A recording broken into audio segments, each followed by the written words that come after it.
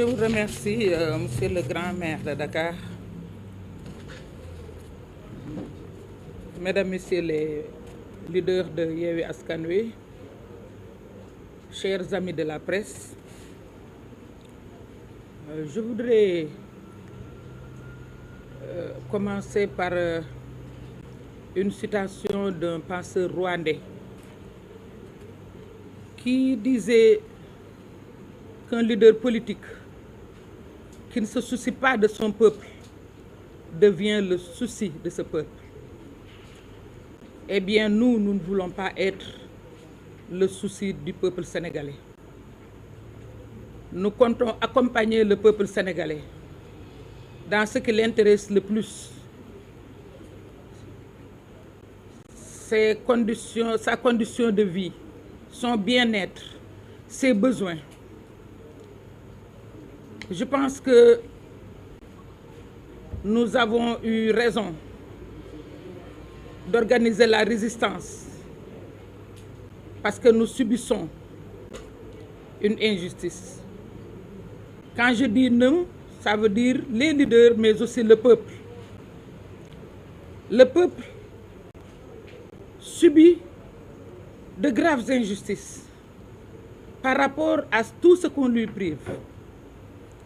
On prive au peuple une bonne santé. On prive au peuple une bonne éducation, une éducation de qualité. Si vous allez chez moi, à l'intérieur du pays, on prive au peuple une alimentation suffisante d'énergie, une alimentation suffisante en eau potable.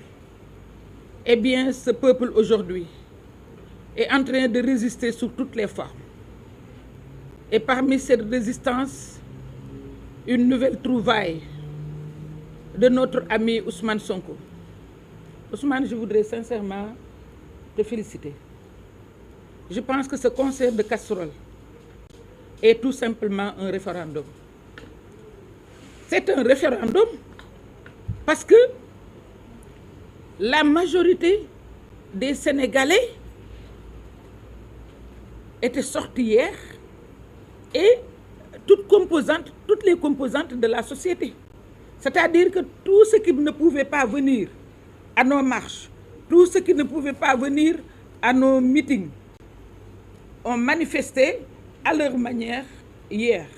Et à l'unanimité, je dois dire, ñaar rek moo amoon ñi nga xam ni seen qualité de vie seen jàng joxu leen ko, seen qualité de vie seen taxawaay joxu leen ko, seen qualité de vie li ñu jariñ réew mi joxu leen ko, ñooñu rek ñoo nekk ci jàmm. Waaye démb concert de casserole bi képp koo xam ne am nga lu la naqare comme ni mu leen ko demandé woon rek wan nga li la naqare. yemuñu ci concert de casserole mais dañ ko booleeg ay discours mu ñor leen torop nag ndax li nga xam ne moo tax mu gën leen a ñor mooy ku nekk daf naan sénégalais du respecter heure. mais bi 20 heures jotee pile ñëpp ñoo àndandoo pile xanaa liñ doon xalaat kay mooy moom 10 minutes la leen waxoon ni leen nañ ko def 10 minutes. gars yi ñenn ñi dem nañ ba minuit kenn ku nekk da nga tolloog fu sa naqar toll, fu sa raala bool toll, fu sa maar toll ci réew mii ak régime bi. ñii joytu nañ ndox mi, ñii joytu nañ courant bi, ñii joytu nañ njàng mi, ñii joytu nañ éducation bi. Et je trouve que c'est une bonne alternative pacifique devant la répression sanglante de ce régime. Di rey, di xaañ, di dóor, di gaañ, hôpitaux yaa ngi fees, di jàpp nag di jàpp. te jàpp boobu léegi amatul xàjjeeg seen. léegi dañuy cibler ay nit ci kaw nu mu leen neexee ñu jàppale. attaqué nañ suñu liste nationale léegi ñu ngi dem ci département yi. xam naa ne leader yi dinañ ci dellu si waaye ñu ngi koy wax ni ko li muy def xam nañ ko. liste nationale bi moo tey lim ci def parce que comme dama koy wax te duma ko noppee di ko wax vide juridique mësul nekk sanction pour benn liste d'autant plus que loo xam ne dañ ni booy invalider candidature bi mais mënul toucher recevabilité liste bi loolu yëpp waxuñu ko léegi nag mu ngi dem ci département yi surtout département yi ko gën a poser problème moo tax mu laal Mbacké moo tax mu laal Pikine moo tax mu laal Guédiawaye moo tax mu laal Ziguinchor na ko leer ni ko xam nañ fi mu jëm mais ñu ngi koy xaar parce que nag résistance bi du faillir benn yoon lii benn forme la woon bu élégante d'ailleurs boo xam ne apprécier nañ ko nag parce que dafa nekk une approche inclusive boo xam ne ku ci nekk wax nga ni nga ko bëggee ku ci nekk wane nga ni nga ko bëggee mais référendum la nag référendum la boo xam ni dañ ne woon ku bëgg ak ku d'accordul ñi d'accordul ñoo doon tëgg démb te nag unanimement la ñu manifesté wu référendum la référendum dañ naan oui ak non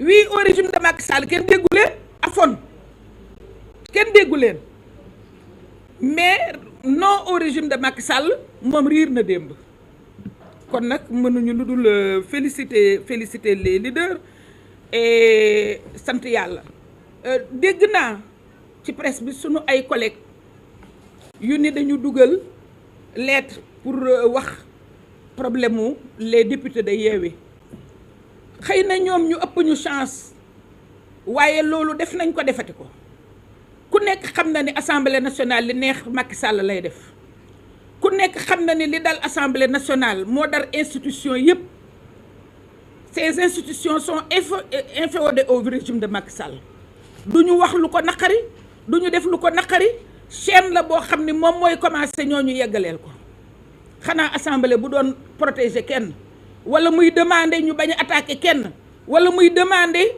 ñu libérer kenn texte yi prévoir nañ ko xam nañ ko waaye xanaa kon député buy def liggéeyam ñëw demander question d'actualité rek à un ministre qui a reçu plus de 100 milliards ni ko joxe ci ay explications ñu defal ko menace de mort xanaa kon assemblée àddu ci te député ba bind ko lettre amul benn yoon boo xam ni assemblée mës na prononcé wu ci benn député du ma ko yemale rek ci député opposition parce que mësu koo defal benn député prononcé wu demander la libération de benn député du ko def parce que kiy tëj mooy tëj te kooko yëlif assemblée kon nag du ko demander mais du tee def nañ ko dinañ ko signaler pour remercier leen ci donte ni yëguñu ko mais dégg nañ ko dinañ leen ci remercier donc li nga xam ni moom moo ci injustice boobu nga xam ni dañu li Ernesto Che Guevara waxoon on commence à mourir quand on commence à garder le silence devant l'injustice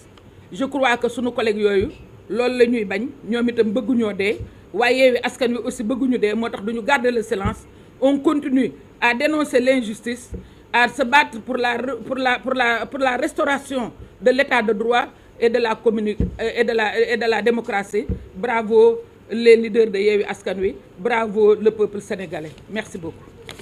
Merci beaucoup. Aïda, je donne la parole à Habib Sy.